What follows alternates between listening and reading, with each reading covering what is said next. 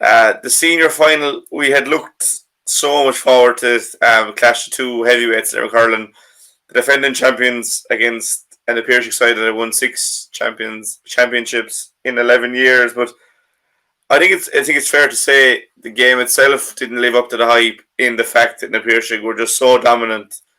Um, Started brilliantly. Graham Mulcahy and Peter Casey traded scores. Then you'd score some like Kevin Downs, and Robbie Hanley was very good in that first half. And it was that first goal from Adrian Breen kind of somewhat killed a bit of Kilmallock's momentum. And the second goal then before half time killed the contest, I think it's fair to say. In the grand scheme of things, there was hopes that Kilmallock would muster a comeback, but this Piarsaigh team is so polished.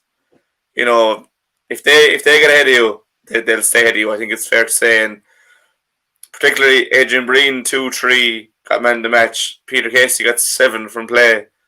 There was just some brilliant performances throughout the field. The defence, I thought Mike Foley was brilliant at wing back. Came out with so much ball. Will Donoghue was himself. Dave Dempsey eventually got his goal.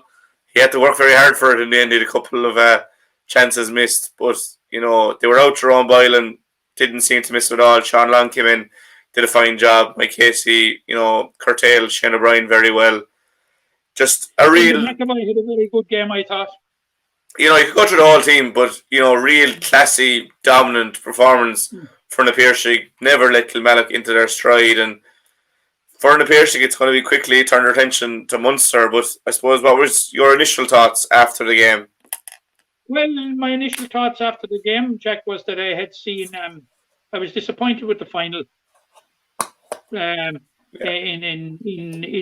that it was one-sided, because there had been such a build-up to it, but the Piarsaigh have put on some great performance over the years, Jack, and Sunday's performance ranks up there with him, if not above him.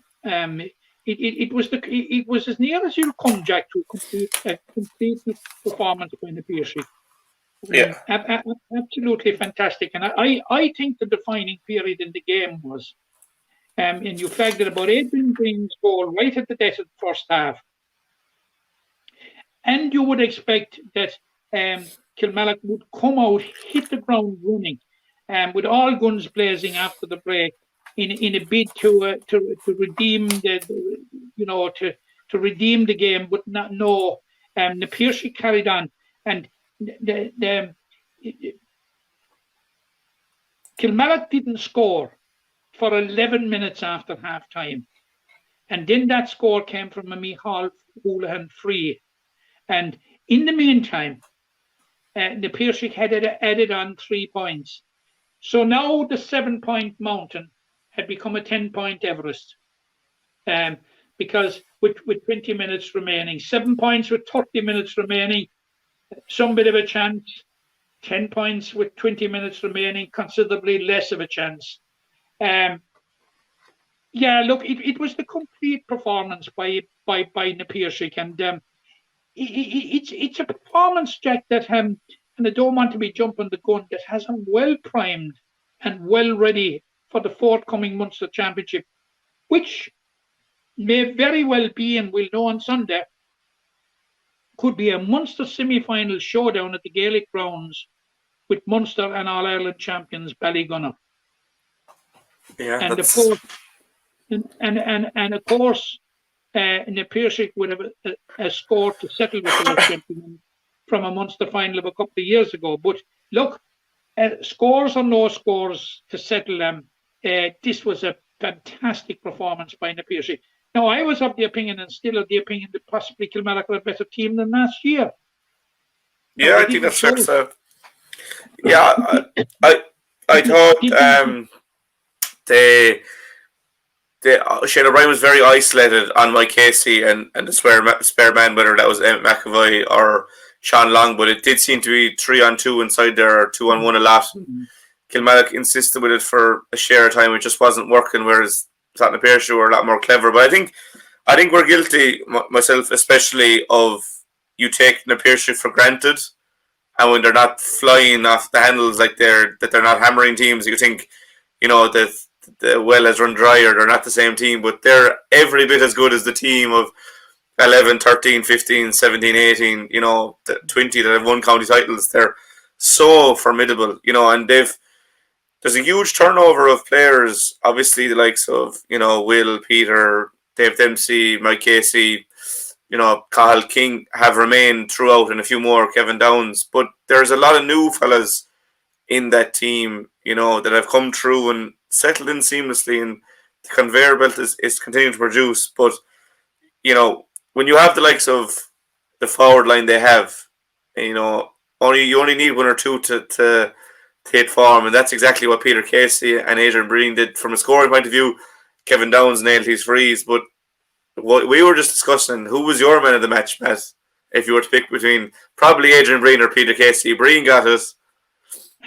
Yeah, I thought the two of them were magnificent, Jack.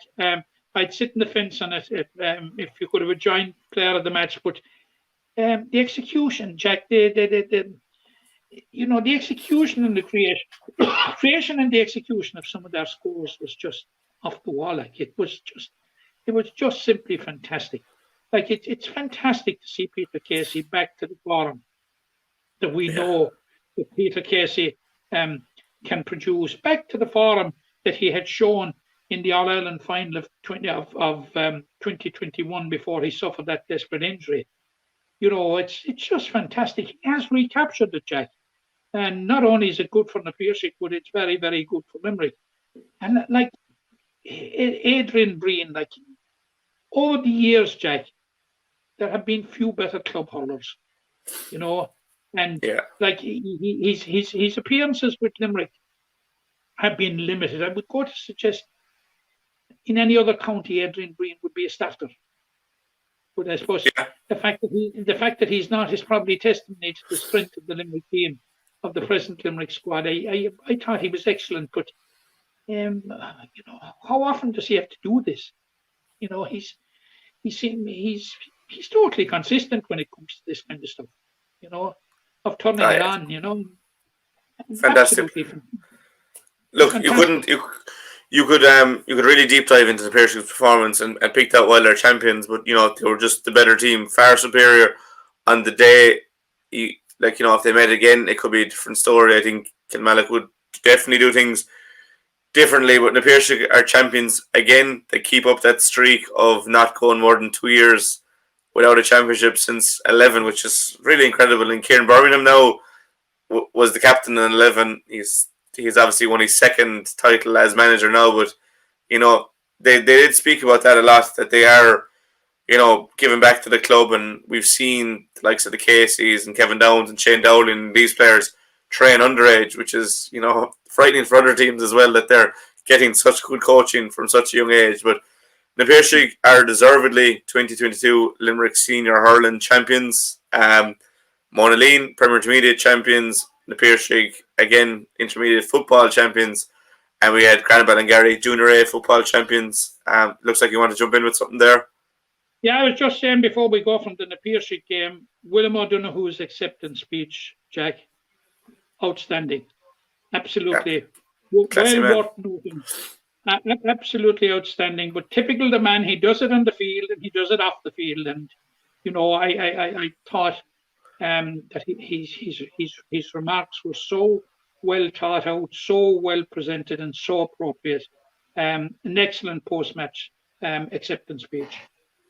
Yeah, brilliant speaker and a good insight into the kind of character he is. And, a born winner is Will O'Donoghue. He's won it all, and he'll be looking to captain his side on a Munster Championship run. Obviously, they'll play the winners of Kilroy and McDonough's and Ballygunner in the Munster semi-final in a couple of weeks' time. And all the teams we mentioned so far will have Munster Championship, bar Ballingarry, because it'll be Castlemahon or Fina that represent Limerick in the Munster Junior Football Championship.